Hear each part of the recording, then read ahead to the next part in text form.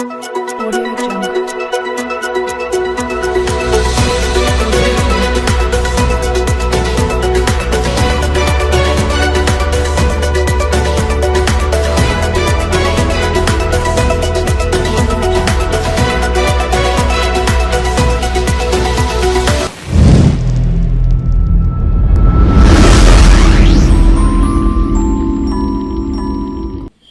का नोट क्यों नहीं छापता आरबीआई?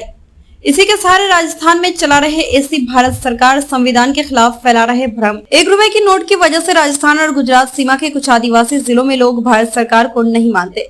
उनका मानना है कि ₹1 का नोट ही भारत की असली करेंसी है, बाकी सभी नोट एक समझौते पर चलते हैं।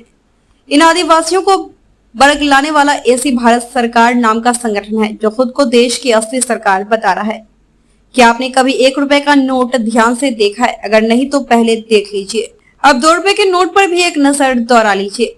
पहली, ₹1 के नोट पर केंद्रीय रिजर्व बैंक नहीं बल्कि भारत सरकार लिखा हुआ है। दूसरी, इस पर रिजर्व बैंक के गवर्नर के बजाय केंद्रीय वित्त सचिव के दस्तखत है। इस नोट पर रिजर्व बैंक की तरफ से धारक को ₹1 अदा करने की कोई गारंटी भी नहीं लिखी है।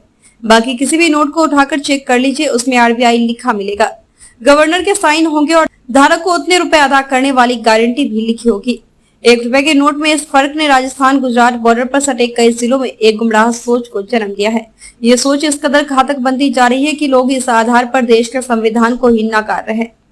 आप भी सोच रहे होंगे कि आखिर ₹1 के नोट का ये माजरा क्या है।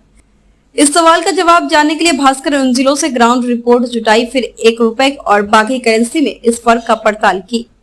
जानिए ₹1 के नोट पर आरबीआई क्यों नहीं लिखा जाता, कहां से इसकी शुरुआत हुई, क्यों फाइनेंस मिनिस्ट्री ही इस नोट को छापती है।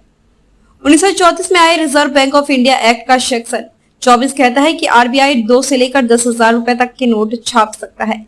इसमें ₹1 के नोट का जिक्र नहीं है। ₹1 का नोट केवल भारत सरकार छाप सकती है। दरअसल देश में ₹1 के नोट 1917 में छपने शुरू हुए। तब पहले विश्व युद्ध का दौर था। उस वक्त ₹1 के नोट इसलिए छापने पड़े क्योंकि करेंसी की जितनी मांग थी उसकी सप्लाई करने के लिए ब्रिटिश राज के पास पर्याप्त सिक्के नहीं थे। वही नए सिक्कों की ढलाई में काफी समय लगता था। ऐसे में 30 नवंबर 1917 को पहली बार ₹1 के नोट छापे गए। तब इन पर किंग चार्ज पंचम की फोटो छपी थी। साल 1933 तक आरबीआई का कोई वजूद नहीं था। जब 1934 में भारतीय रिजर्व बैंक एक्ट बना, तब ब्रिटिश सरकार पहले से ही ₹1 का नोट छाप रही थी। ऐसे में अगर रिजर्व बैंक को भी ₹1 के नोट को छापने का पावर दे दिया जाता तो ₹1 के 2 तरह के नोट बाजार में चलन में आ जाते। इससे बड़ी विसंगति खड़ी हो सकती थी।